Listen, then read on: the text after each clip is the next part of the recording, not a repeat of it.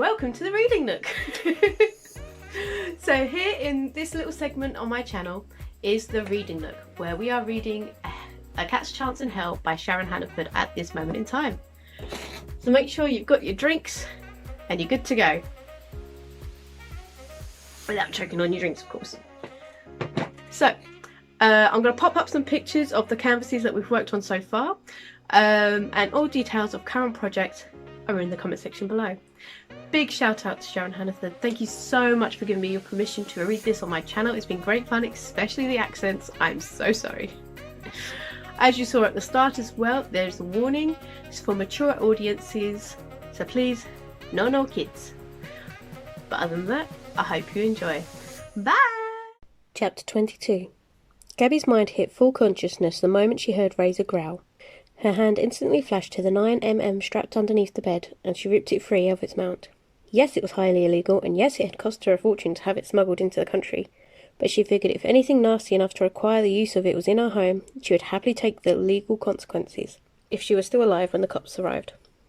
It was a small compact Glock 19 with an extended 19-round magazine, and it had been a long time since she had last fired it, though she'd made sure it was cleaned and oiled at least once a month, and Glocks were renowned for their unfailing reliability.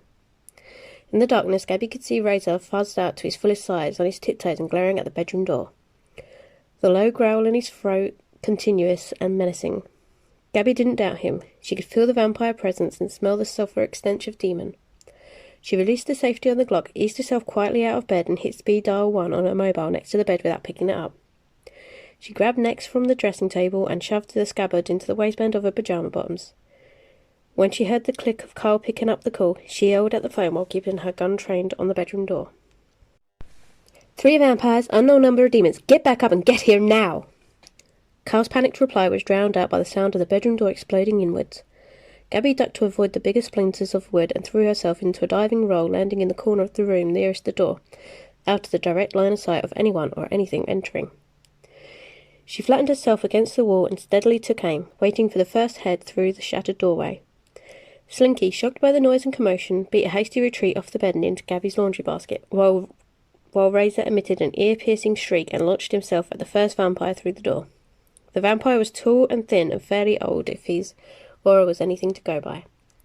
He entered somewhat casually, obviously not expecting any kind of resistance, let alone an attack. The onslaught of an animal the size of a half-grown tiger with teeth and claws to match, and shrieking like a banshee, completely threw him off his stride. A second vampire was directly behind him, though so much shorter than the first that he was all but invisible in the darkness. Shorty, in his haste to get in on the action, shoved Lanky straight into Razor's attack. Razor took Lanky at face level, sinking teeth into the vampire's cheek and clawing at his eyes and nose. The tall vampire lurched backwards, screaming and batting at his furry attacker. Shorty simply leapt over his beset companion and headed for Gabby's bed, with a long knife and a coil of rope in his hands. Gabby could only imagine the confused look on his face when he looked down and found the tip of a curved blade protruding from his chest. She wondered briefly if he had any idea that he was already dead when he fingered the sword tip dazedly. She didn't bother waiting to see his body shrivel. She put a bare foot on his back, kicked him forward onto the bed, and yanked Nex free, then spun to face the demons now pouring through the door. They were only slightly distracted by the vampire rolling on the carpet, screaming, with a large cat attached to his face. She switched the gun to her right hand and smoothly began pulling the trigger, aiming at the eyes gleaming maliciously in the darkness. Her heart was pounding and adrenaline was screaming through her bloodstream, but her mind remained calm and clear. She knew she was hugely outnumbered, and Carl wasn't going to make it with reinforcements in time. "Raz!" she screamed at the huge cat, pulling at his mind to let the vampire go, and backing away to one of the large bay windows that looked out over her garden. Escape was the only option now. She knew the woods and surrounding farmland like the back of her hand. If she could get out of the house, she could lead them on a merry chase around country and bring them back for Carl and company to finish off. She was running out of bullets fast. Damn, why did demons have to have so many fucking eyes? 4 of them were lunging around the room blindly, making wild grabs for her, but more had appeared in the doorway. The room was a seething mass of grotesque bodies, skeletal arms, and dank acrid breath. She put more bullets into their faces, trying to dodge sprays of blood, and used Nex to hack at the arms, hands, and fingers reaching for her. Raz was still wrestling with the first vampire. Gabby tripped over the bones of Shorty as she backed away from the rotting arm and tried to get close enough to Razor to pull him away. She slammed next into the throat of one of the smaller demons who'd spotted her in the gloom and made a lunge at her. She leapt clear of the acidic blood and heard the carpet and floorboards hiss at the demon fall forward and began trying to crawl towards her. "Raz!" She yelled at the cat again and threw a mental order of him to let go and get out. He paused briefly, hissing at Lanky, and reluctantly began backing away towards Gabby. He never took his eyes off the vampire who was screaming and trying to hold flaps of skin and flesh in place on his face. Gabby noticed he was missing an eye and a couple of fingers too. The bedroom was fast becoming too crowded for Gabby to avoid all the searching arms and hands. They closed off her escape from the bigger windows. There was only one option left. She leapt onto the bed and aimed a flying kick at the small window above her bed. The glass and wood gave way in a muffled explosion. She yanked the curtains out of the way, kicking at a scaled hand that latched onto her ankle, and fired another shot into the demon's face. It was her last bullet. She pulled herself up onto the window ledge and threw the gun at the demon's head, slashing next down onto another groping hand. Razor jumped up next to her as the hand, with 6 black-clawed fingers, began tightening inexorably on her ankle, compressing the bones together excruciatingly, claws digging into her flesh. She hacked at the toughened skin on the wrist, desperately swinging with Nex's keen edge until she managed to sever the hand from the arm.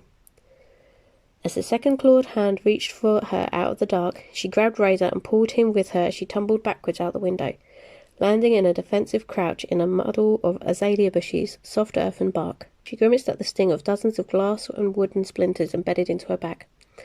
Her cotton pyjamas hadn't been much protection. She let Razor go, giving him an order to hide, and prayed to Lord and Lady that Slinky stayed hidden. She took a second to pry the demon hand off her ankle, suppressing a shudder as she unhooked the claws from her flesh. Then Gabby and Razor spun as one to face a third vampire materializing out of the darkness at the edge of the garden.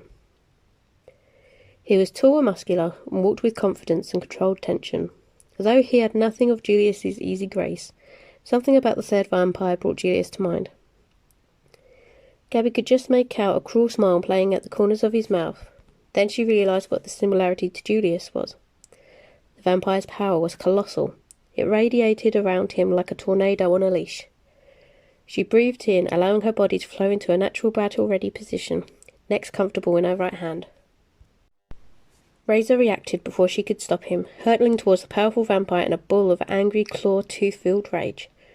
To Gabby's horror, the vampire took Razor's attack in stride, allowing him to get just close enough, and then flicked out his arm, hurling Razor back against the side of the house with a sickening, bone-snapping crunch. The cat let out a feeble hiss and immediately tried to pick himself back up. Gabby sent him a sharp order to lie still and play dead, and he had subsided. Her temper, ignited just minutes ago by the assault on her treasured sanctuary, now roared into a howling inferno. "Let me guess," she said in a deadly calm voice. "You would be Dante." Without turning to look, she could hear some of the demons trying to climb out the window. She needed to do something fast.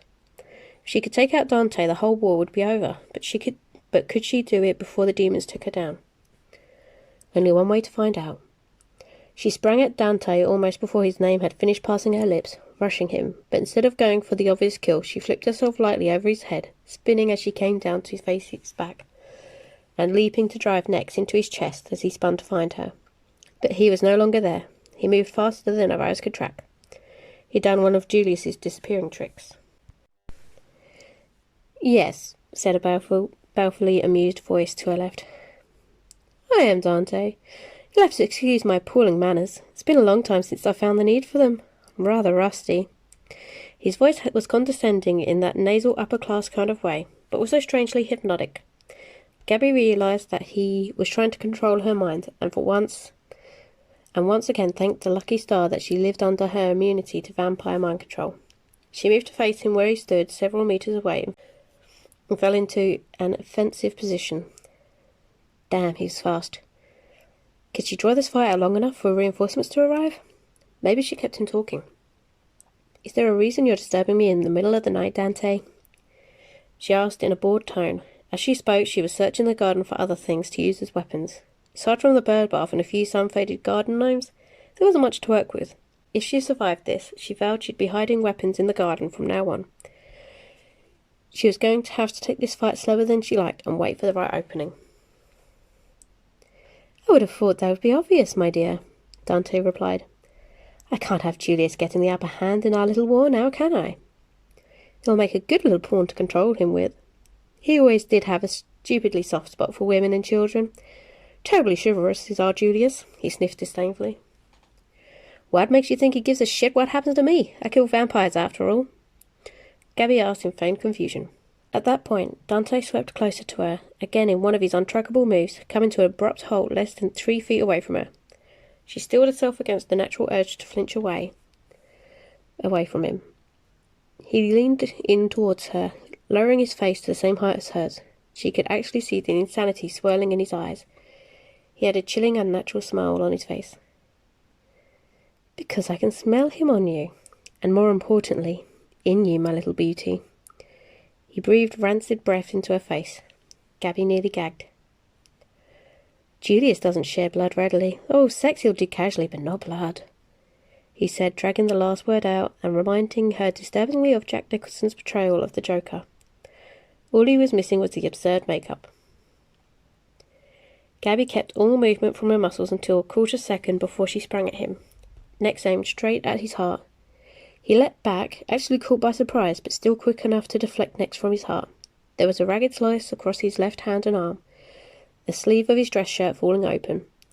He didn't seem to feel any pain as he made a grab for her throat, forcing Gabby to dance back out of reach, cursing herself. He wasn't going to make that mistake again. You're a vicious little vixen, he said through gritted teeth as he inspected the bleeding arm. You'll pay for that. Then abruptly the rage left his face and an oddly innocent curiosity seemed to fill it. It's not like Julius to hook up with a spirited woman. He always seemed to like them quiet and docile. He must be going senile in his old age. He said the last in a hushed, slightly conspiratorial voice. Gabby couldn't keep up with his mood swings. She knew that Julius was right about Dante being utterly and certifiably insane. There was only one cure for this particular vampire, and that was a healthy dose of death. Gabby risked a quick glance around the garden and realised that she was completely surrounded by what amounted to a small army of demons. She lost count at 20. There was no hope of escape. Come on, Kyle, she thought anxiously, backing away, trying to put her back to the partially crumbled garden shed, and wondered if the roof would hold her. A ruction drew her attention to the front of the house. The vampire that Razor had attacked stumbled out into the night, cursing inventively. Where's that fucking monster? He all but screamed. Something wrong, Errol? Dante asked mildly, his eyes never leaving Gabby. That fucking demonic cat ate my fingers, and look at my face! I think I've lost an eye. You didn't tell me there would be a fucking demon cat in there, he ranted. Calm down, Errol. I'm sure they'll grow back. The cat is over there. Perhaps if you cut it open you could retrieve your fingers from its belly, Dante said, flicking his fingers in the direction of Razor, who was lying panting where he had fallen after hitting the side of the house. The tall vampire's eyes gleamed evilly as a satisfied smirk replaced the anger on his ravaged face, and he drew a long knife as he stalked over to the cat. No! Gabby screamed and darted back towards Razor, ignoring the slowly undiluting mass of demon forms trying to surround her. Stop! Ordered a darkly familiar rasp as the wraith floated into the middle of the melee, placing himself between Gabby and the other vampire. Gabby froze unwillingly.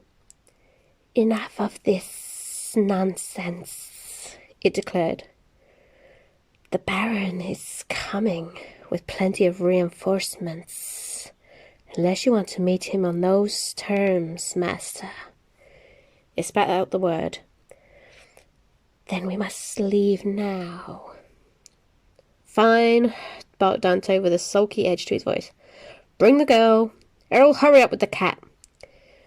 Gabby unfroze and dived past the wraith, springing into an aerial flip as she came up just short of Errol and used a roundhouse kick to send him flying into a nearby group of demons. Then she placed herself in front of Razor protectively, next firmly in her hand. Julius was on the way. All she had to do was hold out for a few more minutes. Then the wraith filled her vision, its ghostly arm extended towards her head. The last thing she saw was Errol, having picked himself up from the mass of demons, moving around behind her with his knife gripped in his hand.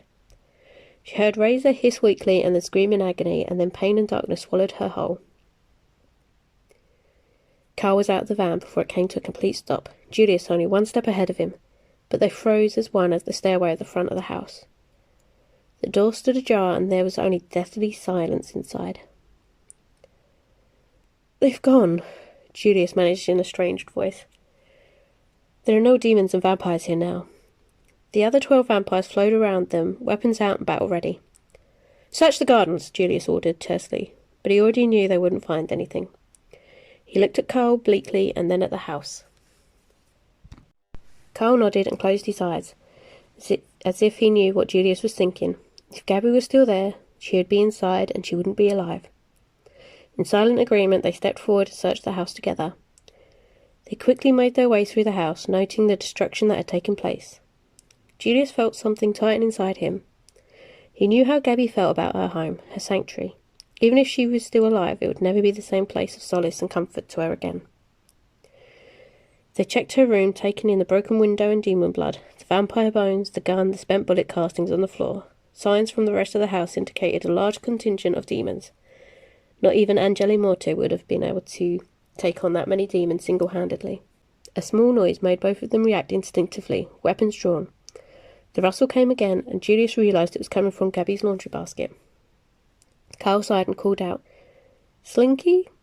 The rustle came again, and the clothing reefed until a little masked face poked out. Carl sighed again and walked over to pick up the little creature, draping him around his shoulders. "Hastings, where's your mama? She'll be glad that you were clever enough to hide and keep yourself safe." His voice cracked on the last word. Julius felt as though a sharpened stake had just been rammed into his chest. In fact, he would have preferred the stake to the pain that ripped through him. What had he been doing letting her get involved in all this? Only one thing kept him from collapsing to his knees. If they'd wanted her dead, they would have killed her and left her here for him to find. The fact that she wasn't here meant that they'd taken her and wanted to use her as leverage, and for that, they needed her alive. "Stay alive, Leah," he whispered. "Stay alive and I'll find you if it's the last thing I do." A shout erupted from just outside the small shattered bedroom window. "Julius!" It was Alexander calling him, with a touch of regret in his voice. Julius felt liquid nitrogen pour through his veins as he leapt nimbly out the broken window, not wanting to see what Alexander had found. It wasn't what he'd expected, but it wasn't much better. Razor lay in the cold soil of the flower bed, a piteous sight. His fur matted with blood, his mouth slightly open and his eyes flat and lackluster. The normally large, vital body now lay gaunt and limp. The laboured breath rasped through its damaged lungs. It looked as though someone had stabbed him repeatedly with a knife. Most of the vampires had gathered in a sombre semicircle. Carl pushed his way through to fall on his knees next to the dying cat. He threw his head back and howled, long and mournful. Razor focused his eyes for a brief moment on Carl, and then began a painful, stuttered purr. Julius felt himself collapse to his knees, beside the cat. He guessed the cat must have been trying to defend Gabby. It just didn't seem right.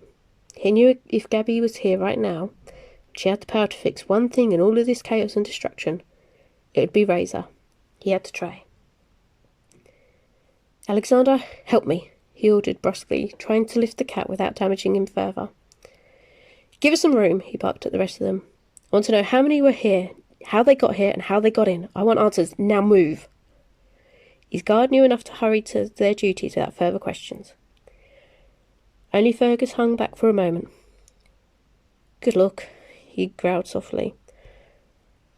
"I hope it works." Then he disappeared into the darkness. Alexander and Carl helped lift Razor into Julius's arms. Then they all walked back into the house, Slinky sniffing the air anxiously from Carl's shoulder. Byron arrived a half-hour later. Julius had already dispatched most of his guard back to the estate. Sunrise was only a few minutes away, and while he and Alexander could withstand sunlight through the additional UV protection on the windows in the Aston Martin, the others could not. Just before they left, Fergus came to Julius and pressed something into his hands. When he looked down, he realised it was Gabby's Chris. "She'll be wanting this back when we find her, sire," he rumbled, his unscarred eye steady on Julius's face. "We'll find her, sire. Don't you be doubting that." The huge Scotsman bowed his head briefly and was gone. Julius had never regretted his inability to go out into the sun more than on this particular day. How could he possibly go back to the estate and do nothing while Gabrielle was in Dante's and do nothing while Gabrielle was in Dante's maniacal clutches. He knew better than anyone else what atrocities Dante was capable of. The rage tore at him. When his phone chimed a few minutes later, something made him pause and check the message. What he read paused his anger and anguish to solidify into something cold, hard, and terrifying. Wordlessly, he held out the phone to Carl and Alexander so they could read the message. It had been sent from Gregory's personal phone. It read, "Your inside man has proved so valuable to me in the past few weeks. It was a great pity that it was self-discovered. It meant I had no further need of him, and I'm sure it'll give you comfort to know I didn't make his passing easy. Traitors don't deserve mercy, do they? Your new lover has real spirit. It's just not your usual choice at all. I think I may have to try and tame her for you. I feel like I no longer know you, Julius. I trust you'll still do anything to save those you love. Surely that soft-hearted part of you hasn't changed. If you want her to see another sunrise, you'll surrender to me. This is the last time I'll be so generous. You'll get details of our meeting at sunset." "Byron," Carl said urgently, "get a trace on this phone number." And he read the mobile number to the older man, who immediately picked up his own phone. "If this phone is still on, we might be able to trace it." His voice held an edge of urgency and fear. Julius could smell the wolf on Carl stronger than it had ever been before. If he'd been any other werewolf, he'd be on all four legs by now. The strain on his face and the sweat beading on his forehead told Julius that it was a battle he could lose at any second. "They'll call me back in a few minutes," Byron said. The strain was showing on the older man's face as well. He took a deep breath as he looked around the destruction of Gabby's kitchen and living area. "I've called Rose." His tone said it had been a difficult call. "She'll come in at first light to help with..." He paused. "To help with Razor. She'll know what to do. What Gabby would do." He swallowed, exhaling and fighting for emotional control. "We'll get her," Carl said fiercely, gripping the older man's shoulder with one hand. "She knows how to survive. She's tough and she's smart. She'll know we're coming for her." "He's right," Alexander put in. "We have no control over what's happening to her now, but we know he's not going to kill her while he still thinks there's a chance Julius will surrender. Let's focus on what we can do. If we can find where he's holding her before sunset, then the upper hand is ours." "Yes," Byron nodded. His eyes had grown hard and the set of his shoulders showed his renewed determination. We have the backing of one of the biggest networks of magi, wares and shifters in the world. We'll find her, and they'll put an end to this threat. You are welcome to join us at HQ. Most of our conference rooms are in areas without windows for security windows, and there are sleeping quarters should you need them." Julius nodded curtly. "We'll collect a few things from the estate and meet you there." He knew that with a day of no sleep and some kind of battle looming tonight, he and Alexander would need to feed. Then he and Alexander and the dark brooding air that surrounded him swept into the Aston Martin and swept off, leaving Carl and Byron to calm Rose when she first arrived and show her where they'd put Razor. See you next week, guys. Bye.